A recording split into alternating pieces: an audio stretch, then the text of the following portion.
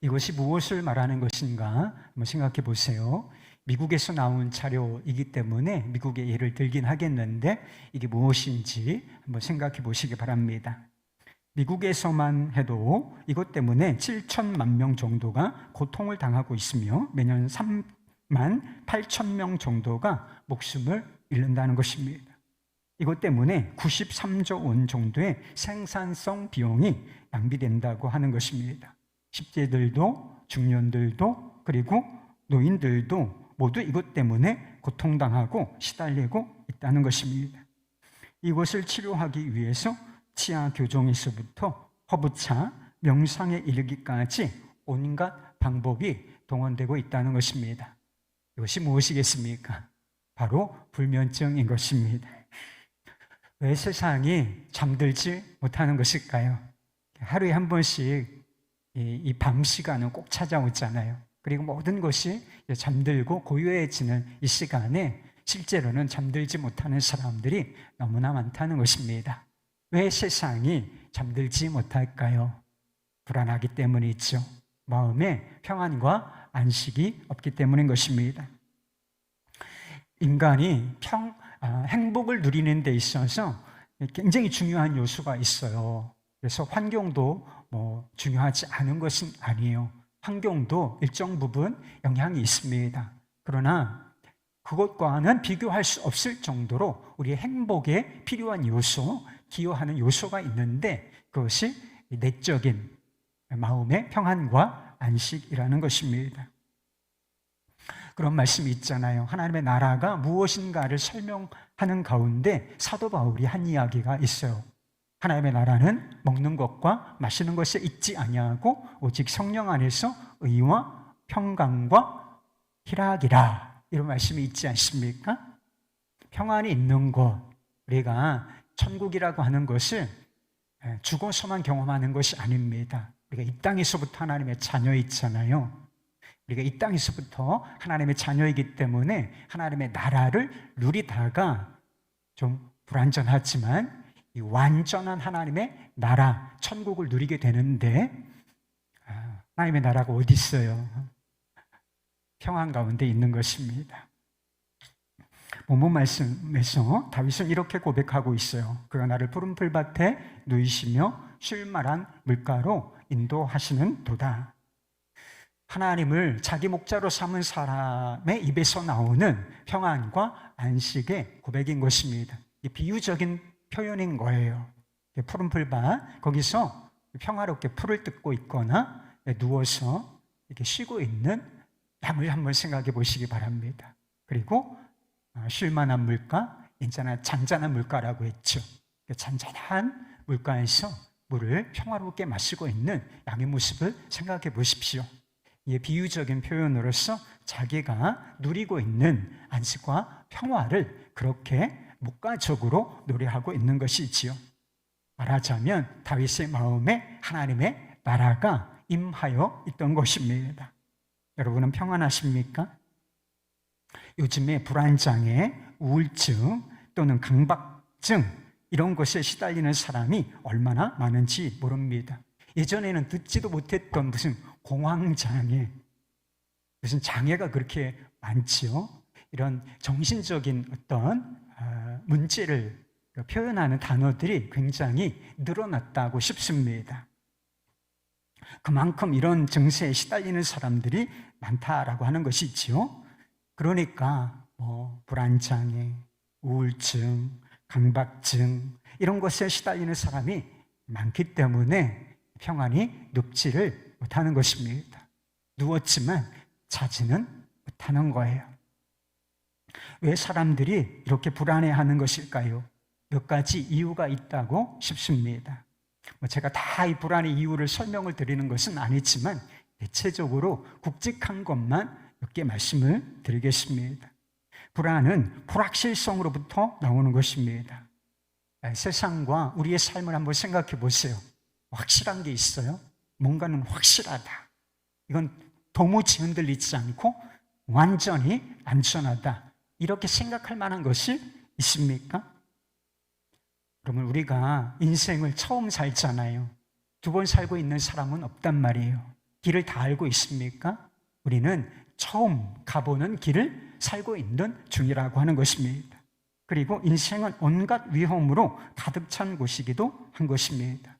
요즘에 우리가 집중호우 때문에 안타까운 상황을 맞이한 사람들, 그런 이야기 듣지 않습니까? 그런 분들이 며칠 전에 이런 위험을 당할 것이라고 어떻게 예측이나 할 수 있었겠습니까? 그런데 자연재해죠. 이 자연재해가 임함으로 말미암아 집을 잃고 또 건강을 잃고 심지어는 목숨을 잃은 사람들까지 있는 것을 보게 된다는 것입니다. 인생은 이렇게 우리가 예측하지 못하는 위험으로 거의 지뢰밭 같아요.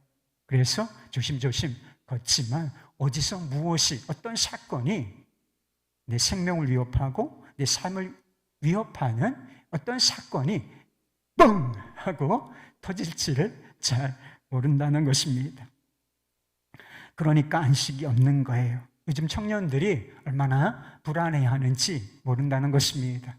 제가 대학을 다닐 때만 해도 그래도 낭만이라는 게 있었어요. 캠퍼스 생활, 프레시맨. 그래가지고 지금도 기억이 나요. 벚꽃이 제가 다닌 학교에 벚나무가 꽤 많이 있었는데 막 봄만 되면 샥 펴요. 학교 캠퍼스에. 그리고 잔디가 있고 거기에서 이렇게 친구들과 어울려서 사진도 찍고 대화도 나누고 이랬던 기억이 있어요.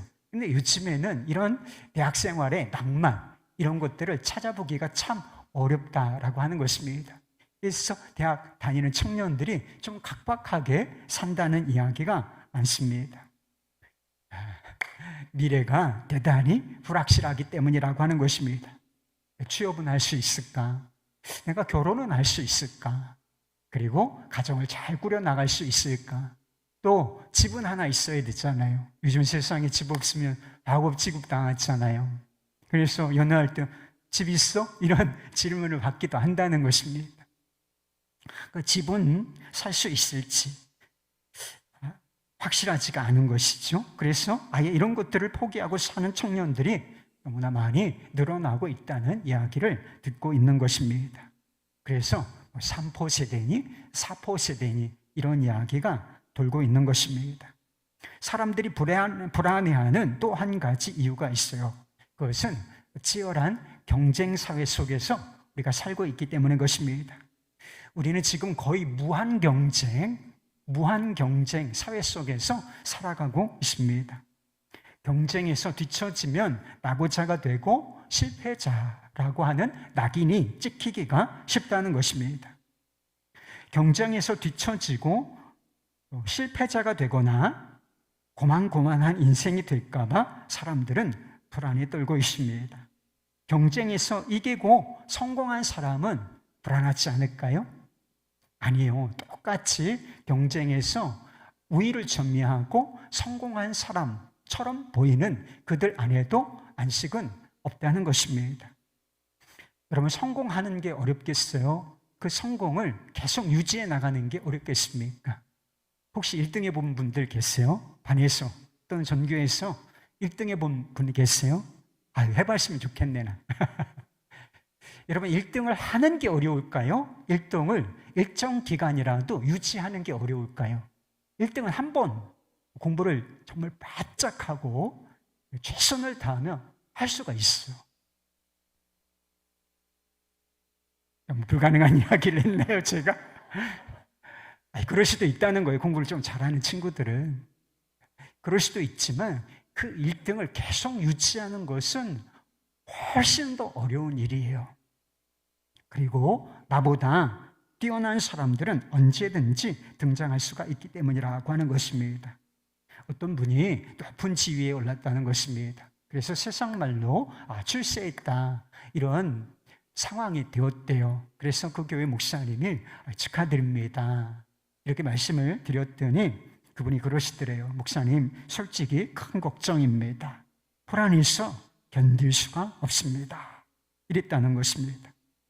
남들은 다 성공했다고 축하해 주었지만 정작 성공했다는, 출세했다는 이분은 불안해서 견딜 수가 없다, 이렇게 고백을 했다는 것입니다. 사울은 왕이었습니다. 이스라엘에서 최고로 성공한 사람이었다라고 하는 뜻이죠.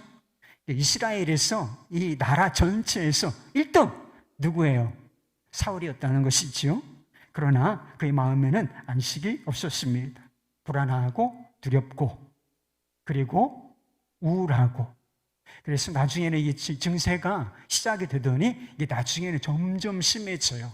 그래서 이게 완전히 정신 이상자까지 되었다. 그래서 다윗이 음악 치료사였어요.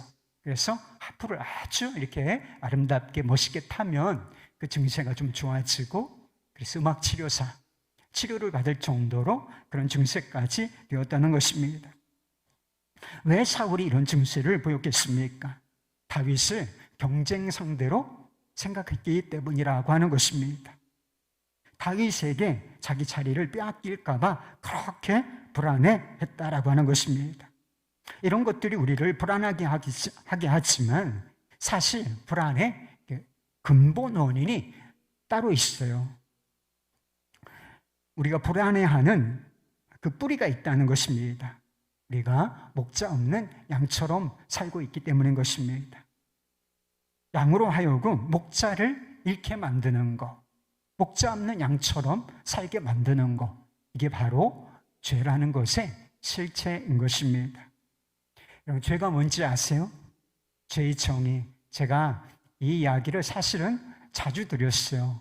죄가 뭔지를, 성경이 말하는 죄가 뭔지를 알아야 돼요.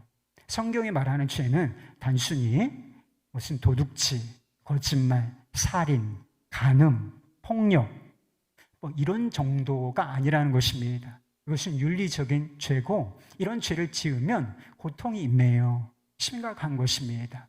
그러나 더 심각하고 근본적인 죄가 있는데 그것은 하나님 없이 사는 것입니다. 죄의 가장 정확한 정의는 무엇이냐? 하나님 없이 사는 인생, 이것이 죄의 정의인 것입니다. 양이 목자를 떠나면 어떻게, 양이 왜 목자를 잃었겠습니까? 양인데 목자 인도함을 받아야 되는데 자기 마음대로 살고 싶어서 목자를 스스로 떠난 것입니다. 양이 목자를 떠나면 어떻게 되겠어요? 목자가 되는 것이 아니라 잃은 양이 되는 거예요. 목자 없는 양이 되는 것입니다. 분리불안이라고 하는 이야기를 들어보신 적이 있습니까? 분리불안. 아주 이제 유치원에 이제 갈 만한 아이들이 겪는 불안. 이것을 분리불안이라고 하는 것입니다. 아빠나 엄마처럼 아주 이렇게 밀착된 관계, 친밀한 관계에 있다가 아빠나 엄마가 보이지 않는 거예요. 분리되는 상황 속에 아이가 불안에 떠는 것, 이것을 바로 분리불안이라고 하는 것입니다. 죄는 선한 목자이신 하나님과의 분리를 낳고 이 분리에서 뭐가 생겨나는 거예요? 불안이라는 감정이 싹트고 자라는 것입니다.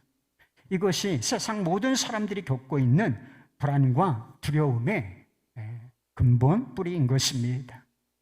요즘에 생명의 삶, 우리가 새벽에 묵상하는 생명의 삶 큐티 본문이 창세기예요.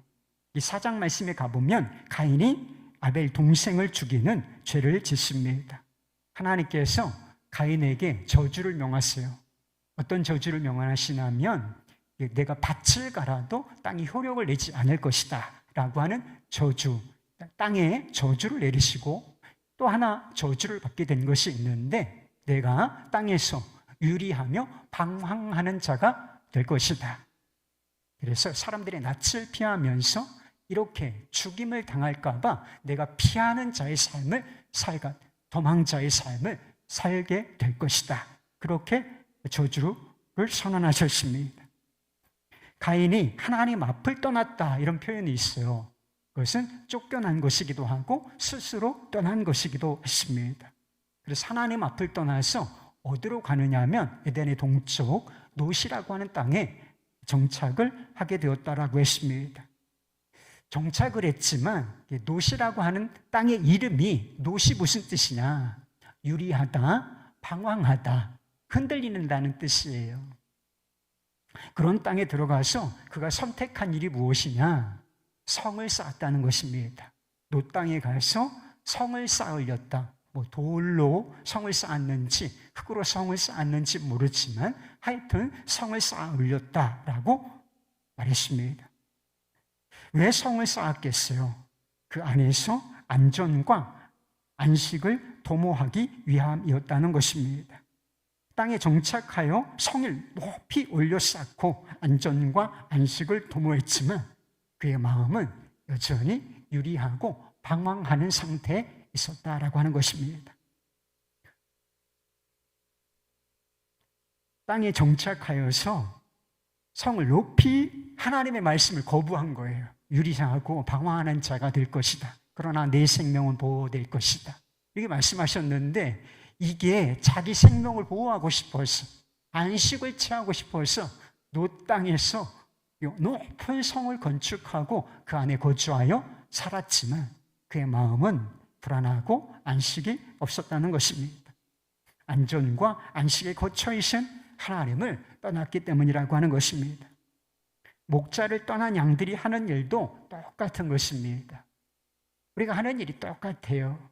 부라는 성을 쌓고 성공이라는 성을 쌓고 인기와 영성이라는 성을 쌓고 그 안에서 안위와 안식을 얻고자 하는 것이 우리의 삶이 아니겠습니까? 세상 모든 사람들이 이와 같은 삶의 방식을 택하고 있다는 것입니다. 그러나 소용없는 일이라고 하는 것입니다. 하나님을 떠난 마음은 유리하고 방황하고 있기 때문이라고 하는 것입니다. 중국의 마오쩌둥, 모택동이 칭다오에 있는 청조시대에, 청나라 시대에 만들어졌던, 사용되었던 독일 총독의 관저에서 잠시 머물렀던 적이 있었다는 것입니다. 그가 어떤 방에서 묵었는가? 2층에 총독의 침실이 있었는데 거기서 잔 것이 아니라 1층에 작은 문간방, 아주 작은 문간방에서 그가 잠을 자고 갔다는 것입니다.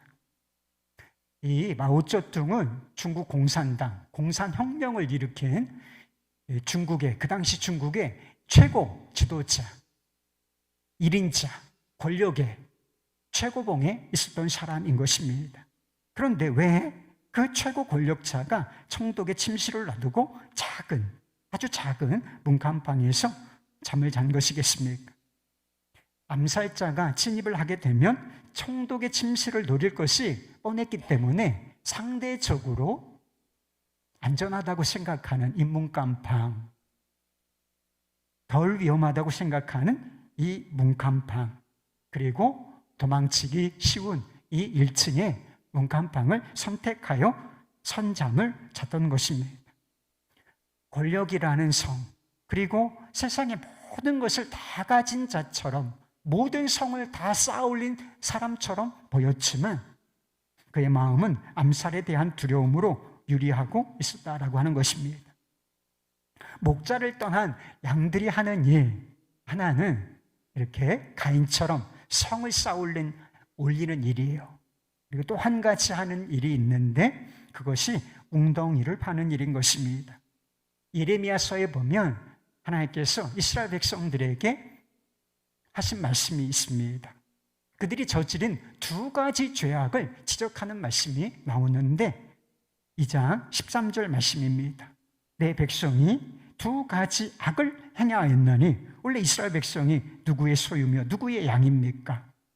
하나님의 양이죠. 하나님이 그들의 목자이신데 이들이 2가지 악을 행하였나니 곧 그들이 생수의 근원이 되는 나를 버린 것과 스스로 웅덩이를 판 것인데 그것은 물을 가두지 못할 터진 웅덩이들이니라. 목자는 자기 양들을 쉴만한 물가로 인도합니다. 푸른 풀밭에 누이는 일을 하는 것이죠. 그러나 목자를 떠난 양은 평안과 안식이라는 물을 구하기 위하여 뭐를 한다는 거예요? 스스로 웅덩이를 파댄다는 거예요. 웅덩이를 파고 또 파고 또 파고 거기서 물을 구한다는 것입니다. 돈이라는 웅덩이를 파고, 어떤 사람은 섹스라는 웅덩이를 파고, 술과 음식이라는 웅덩이를 파고, 또 취미생활이라는 여가를 즐기는 웅덩이를 파고, 그리고 어떤 사람은 심지어 약물과 마약이라는 웅덩이를 파고 또 판다는 것입니다.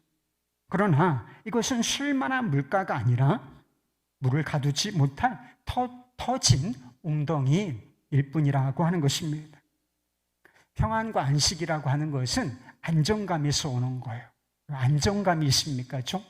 이 안정감에서 평안과 안식이 주어지는 것입니다. 그리고 이 안정감이라고 하는 것은 사랑과 친밀함이라는 관계 속에서 나오는 것입니다. 아무리 웅덩이를 파고 또 파도 사랑이라고 하는 관계 속에서 흐르는 물을 마시지 못하면 안식을 누리지 못한다는 것입니다.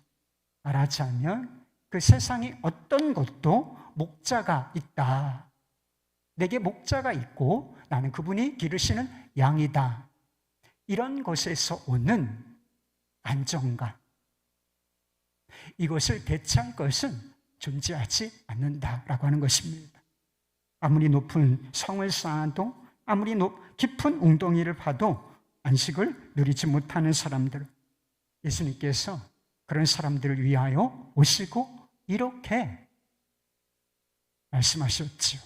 마태복음 11장 28절 말씀, 수고하고 무거운 짐진 자들아 다 내게로 오라. 내가 너희를 쉬게 하리라. 할렐루야. 여러분, 이것이 복음의 말씀인 것입니다. 우리가 다 수고하고 무거운 짐진 사람들 아니겠습니까?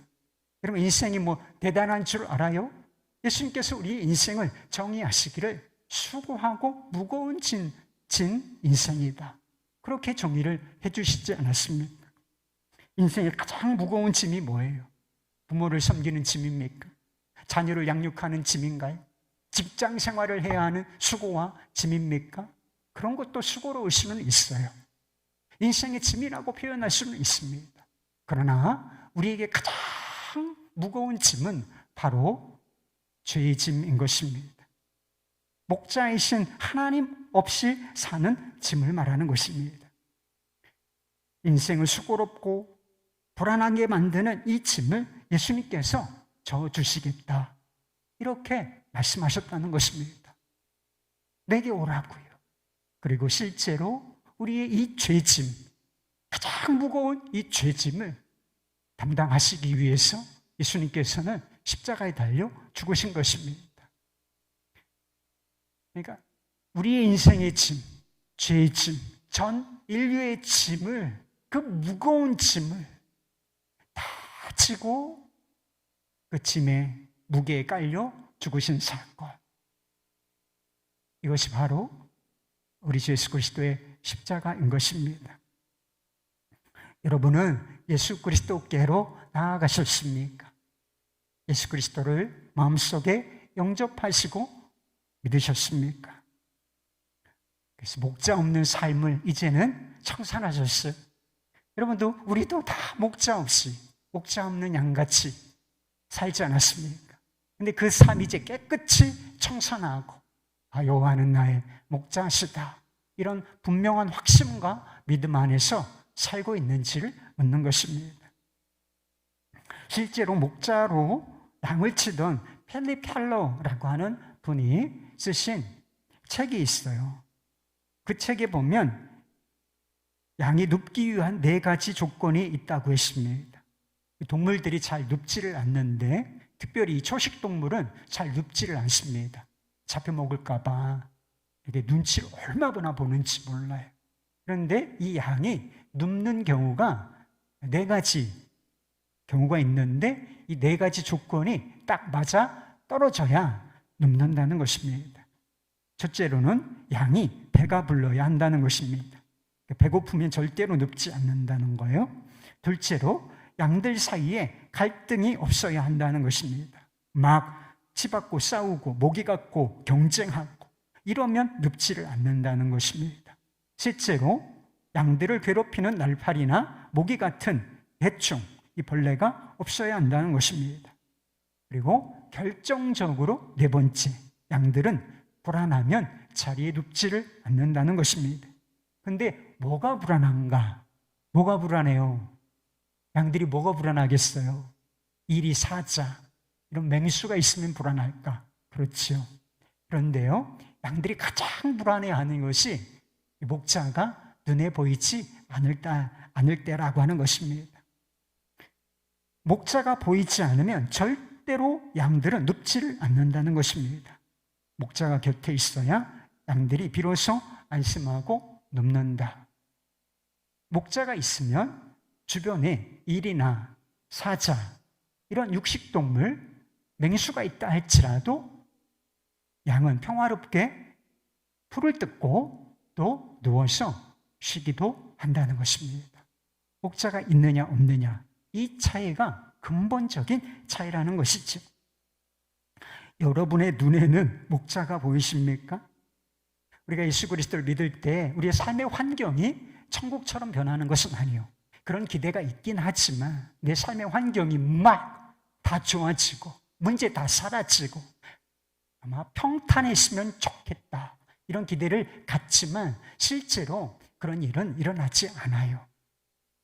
그게 주님께서 우리에게 행하시고자 하는 목적은 아니기 때문에 그런 선물을 주실 수는 있지만, 우리가 예수 그리스도를 믿는다 그러면 우리의 환경이, 삶의 환경이 천국같이 변하는 것은 아니라는 것입니다.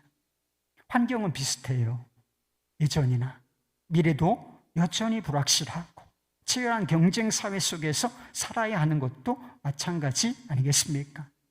그러나 우리가 불신자들과 근본적인 차이점이 한 가지가 있게 돼요.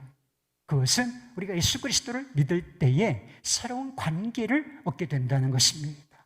하나님을 내 아빠, 아버지라 부르게 되고, 이른 양이었던 목자 없는 양으로 살던 우리가 하나님을 내 목자로 알고 여기고 그렇게 의지하여 살게 된다는 사실인 것입니다. 하나님이 내 목자가 되신다는 이 사실, 그리고 목자가 믿음은 보는 것이거든요. 육안으로 보는 것은 아니지만 믿음의 눈으로 보는 것인데, 목자이신 하나님께서 보이면 우리가 똑같은 상황 속에서도, 거칠고 어렵고 광야와 같은 환경 속에서도 우리가 풀을 뜯게 될 것이고, 그리고 눕기도 하며 안식을 얻게 된다는 것입니다. 다윗에게도 불안해하고 두려워할 만한 환경이 없었던 것은 아닙니다. 제가 이번 말씀드렸잖아요. 여기에도 나와요. 내가 해를 두려워하지 않을 것은. 이게 무슨 뜻이에요?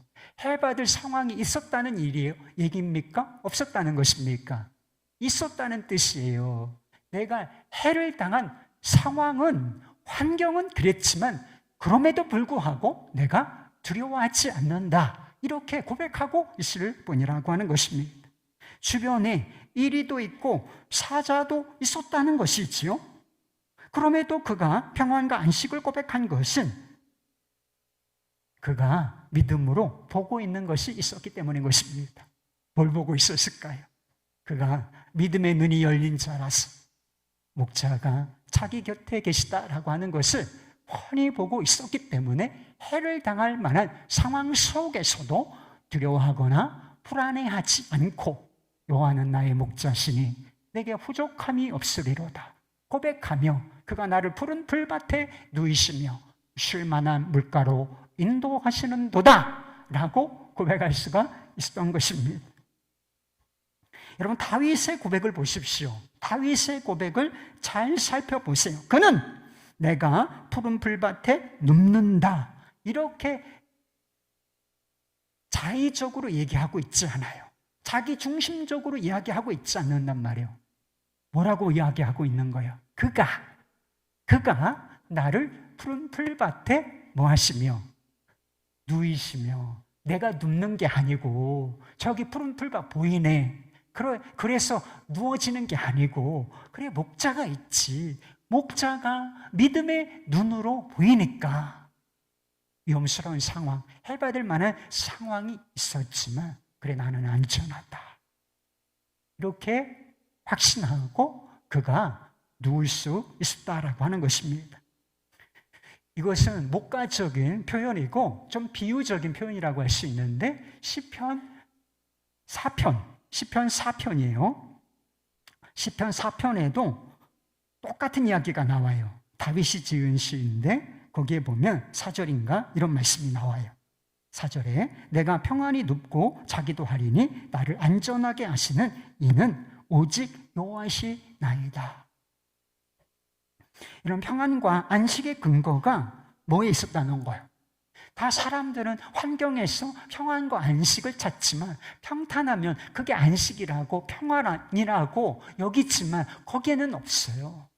환경에서 또는 무엇을 찾고 있는 것이 아니라 나를 안위하시고 보호하시며 내 삶을 인도하시는 하나님, 내 목자가 되시는 하나님께로부터 그가 평안을 고백하고 있다라고 하는 것입니다. 10계명 중에 네 번째 계명이 뭔지를 여러분 아십니까? 이 정도는 알아야 되는데 10계명 중에 네 번째 계명이 안식일을 거룩히 지키라고 하는 안식일 준수에 관한 명령인 것입니다. 6일 동안은 일하라, 열심히 일하라, 신실하게 일하라. 그런데 7째 되는 날, 7일째는 어떻게 하라는 거예요? 아무 일도 하지 마.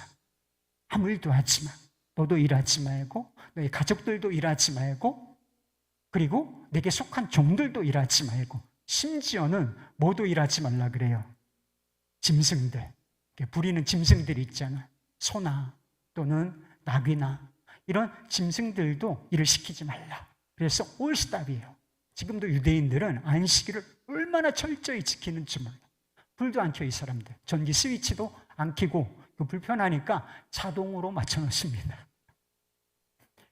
안식일에 여러분 대중교통이 안 다닌다, 지하철, 버스가 안 다닌다면 여러분 이해하시겠어요? 그 정도로 그냥 올스탑이에요. 올스탑. 금요일 저녁부터 안식일이 시작되는데 그다음에 다 중지요. 다 중시. 집안에서 다 시간을 보낸다라고 하는 것입니다. 아무 일도 하지 않고요. 이 쉬라는 명령은 육체적, 심리적인 한계를 가지고 있는 사람들, 우리가 육체적인 한계를 가지고 있지 않습니까? 안 쉬고 일하면 여러분 죽어요. 죽어. 쉬어요. 우리가 여러분 무슨 기계도 아니잖아요. 육체적인 좀 막 열심히 일하면 피곤하잖아요. 잠을 자야 돼요, 여러분. 그리고 심리적인 에너지에도 한계가 있어요. 어려운 이야기 하는 사람들 그 이야기 계속 들어주면 그게 심리적인 에너지가 얼마나 소비되는지 몰라요. 저도 설교 준비하는데 이 정신적인 에너지가 얼마나 소비되는지 몰라. 편안하게 준비될 것 같아요, 여러분? 저한테는 이게 일이잖아. 일이라고 해서 이게 나쁜 뜻은 아니지 않습니까? 설교가 저한테는 일이죠. 목회가 저한테는 일이죠. 그런데 이게 육체적인 에너지, 이 심리적인, 정신적인 에너지를 대단히 소모하게 만든단 말이에요. 또 소모하다 보면 이게 한계가 있단 말이에요. 건강이 해쳐지고 심리적인 위기가 옵니다. 그러니까 7일만 한 번씩 딱 박아놓으신 거예요. 멈춰라, 쉬어라. 그래서 회복을 명하신 것이다 라고 한 것입니다. 그런데 이 명령은 단순히 아무것도 하지 말고 너 몸을 쉬어라 그런 뜻은 아닌 것입니다. 그러면 우리가 휴가를 보내고 몸은 쉬는데 잠을 못 자는 사람들이 왜 그렇게 많겠어요? 몸은 쉬어도 마음이 쉬지 못하는 사람들 너무나 많이 있는 것이 현실이라는 것입니다. 안식일을 지키라는 것은 세상과 자신과 그리고 일에서 눈을 들어 우리 목자이신 주님을 바라보라, 이런 뜻이 되는 것입니다. 우리 육신에는 죄성이 남아있어요. 이걸 무시하면 안 돼요. 성경이 우리에게 말해주고 있는 우리 자신에 관한 진리예요. 우리 육신에는 죄가 있어요. 죄된 본성이 남아있습니다. 이게 무슨 뜻이에요? 하나님을 떠나 살고 싶은 마음이 우리 안에 있다는 거예요. 하나님을 떠나면 어떻게 살고 싶어 해요? 가인처럼 성을 쌓고, 그리고 이스라엘 백성들처럼 웅덩이를 파고, 이러면 계속 그렇죠. 그게 육신의 죄가 남아있기 때문에 그런 성향으로 안전을 확보하고 만족과 안식과 기쁨을 누리려고 하는 그런 성향이 끊임없이 우리 안에서 일어나는 것입니다. 안식일을 지키라는 것은 성 쌓기를 중단하라, 웅덩이 파기를 그치라 하는 뜻이 되는 것입니다. 일과 노력으로, 그리고 그 무엇으로 살려고 하지 말고 목자이신 주님을 믿는 믿음으로 살라는 것입니다. 내 힘으로 살지 말고 하나님의 은혜로 살라. 그렇게 한번 살아보라. 이래서 일주일 이 달력 속에, 이 날짜 속에 착 하고 박아두신 날이 바로 안식일인 것입니다. 불확실하고 경쟁이 치열한 사회 속에서 우리가 일을 중단하고 쉰다는 것은 믿음이 필요한 일이에요. 여러분, 쉼에도 믿음이 필요한 거예요. 제가 정말 이 교회 다 나한테 달려있지, 나 없으면 이 교회 안 돌아가, 이것도 문제고 저것도 문제가 생길 것 같아, 이렇게 생각한다면 그럼 제가 쉴 수 있겠어요? 못 쉬어. 저는 못 쉬어요.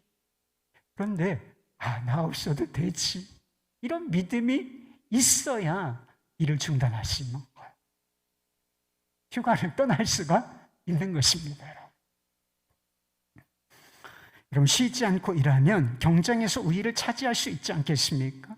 다른 사람들보다 더 많은 것을 얻고 누리고 살 수 있지 않겠어요? 그런데 안식일은 이런 삶의 중지를 명한다는 것입니다.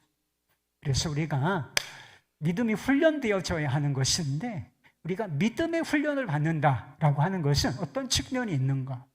멈추는 법을 배우는 거예요. 멈추는 법을 배우는 것이다. 웰터 부르그만이라고 하는 사람이 안식일을 지키는 것을 저항이라고 정의한 적이 있습니다.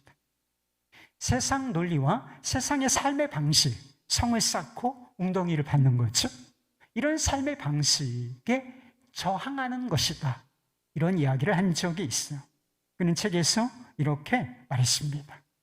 불안이하게 하는 무한 경쟁이 난무하는 현대의 정황에서는 안식일을 지키는 것이 저항이요 대안인 행위이다. 안식일이 저항인 이유는 이 안식일이 상품 생산과 소비가 우리의 삶을 좌우지하지 않는다는 것을 분명하게 강조해 주기 때문인 것이다. 여러분, 우리가 안식일을 지킨다는 뜻이 무엇인가요? 어떤 고백이 담겨 있는 거예요? 생산과 소비가, 그리고 일과 노력이, 부와 성공이 우리의 삶을 좌우지하지 않는다라고 하는 것을 우리가 세상에 선포하는, 보여주는 저항의 행위라는 것입니다. 여러분, 우리가 일과 성공으로 살지 않고 노력으로 살지 않으면 뭐로 사는 거예요? 그것이 우리의 삶을 좌우하지 않는다. 그러면 도대체 무엇이 우리의 삶을 좌우하고 주관하는 것입니까? 우리의 삶을 도대체 결정하는 것이 뭐예요? 우리의 삶을 결정하는 분은 하나님이시라는 고백, 긍정적인 고백. 이게 저항, 이 저항이 바로 안식일을 지키는 거라는, 우리말로 표현하면 주의를 지키는 것이다. 여러분, 우리가 경쟁에서 이기지 못해도 잘 살 수 있을까요? 불확실한 시대, 그리고 앞으로 어떤 일이 터질지 모르는 이 위험스러운 상황 속에서 우리가 성을 쌓지 않아도, 그리고 웅덩이를 파지 않아도 우리가 안식과 평안을 얻을 수 있겠습니까? 안전할까요? 잘 살 수 있겠습니까? 내게 목자가 계시니 난 잘 살 수 있다. 그가 내 삶을 푸른 불밭과 쉴만한 물가로 인도하신다. 이것이 우리가 지키는 주의 성수라고 하잖아요. 주의를 지킨다, 거룩히 지킨다. 이것이 주의 성수의 의미인 것입니다. 여러분, 우리가 주의를 지키는 것은 우리가 일과 노력으로 살지 않고 하나님의 은혜로, 은혜에 의지하여 산다는 고백인 것입니다. 너희 염려를 다 주께 맡겨버리라. 이런 베드로전서의 말씀이 있지 않습니까? 우리 모든 염려, 생활에 대한 모든 염려, 미래에 대한 모든 염려를 다 주님께 맡기고 내가 살겠습니다. 이런 고백이 주의를 지키는 거예요.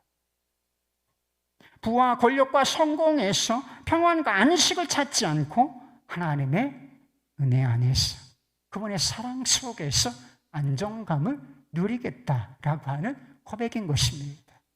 술과 음식과 취미생활과 섹스와 또는 그 무엇으로부터 우리가 만족과 기쁨을 구하지 않고 오직 하나님으로부터 주님과의 사랑의 관계 속에서 우리가 기쁨을 찾겠다라고 하는 결단, 고백, 믿음의 실천, 그게 바로 뭐예요? 주의를 지키는 것입니다. 여러분은 이런 의미로 주의를 지켰어요? 이런 믿음의 고백으로 주의를 지킨 게 아니라면 주의를 제대로 지킨 게 아니에요. 그리고 그 주의를 지킨 것에 효과가 없게 돼요. 그러나 이런 믿음의 고백을 가지고 멈추고 주님을 바라보고 주님의 은혜를 찾고 구하고 주님과의 사랑의 관계를 추구하고 이렇게 살아가면 잘 살 수 있다. 할렐루야. 오래전에 원중수 권사님의 간증을 읽은 적이 있어요. 좀 오래된 간증이죠.